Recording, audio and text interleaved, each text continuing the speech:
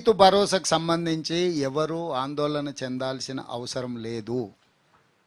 గతంలో కొనసాగిస్తున్న రైతు బంధును ఇప్పటి వరకు 5 ఎకరాల వరకు ఉన్న రైతులకు దాదాపుగా 62 లక్షల మందికి రైతు బంధు వాళ్ళ ఖాతాలో పడ్డది.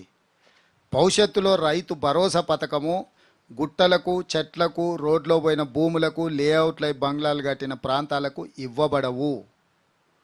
అట్లాంటి వాటిని అన్నిటిని కూడా సర్వే చేసి వాటిని తొలగిస్తాము. అందుకే గ్రామాలలో రైతు బంధు అడిగే వాళ్ళను అప్లికేషన్ పెట్టుకోమన్నాము.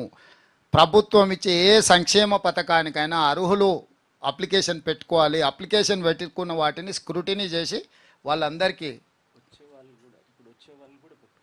పెట్టుకోవచ్చు. ఎవరైనా కొత్త వాళ్ళు పెట్టుకోవచ్చు, వచ్చే వాళ్ళు పెట్టుకోవచ్చు. వచ్చే వాళ్ళు పెట్టుకోకపోయినా మా దగ్గర డేటా ఉంది, అది వెరిఫై చేస్తాం. వచ్చే వాళ్ళు పెట్టుకోలేదు కాబట్టి మాకు రాదని అనుకోవాల్సిన పని లేదు.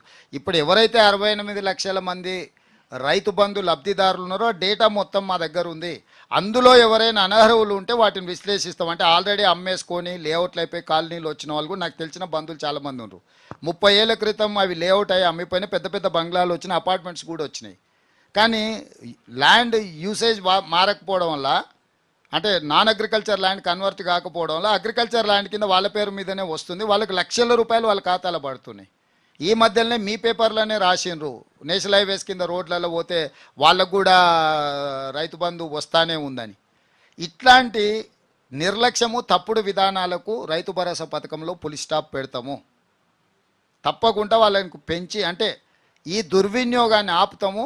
నిజమైన లబ్ధిదారులకు పూర్తి స్థాయిలో అమలు చేస్తాం. Sir, Shravan from TV.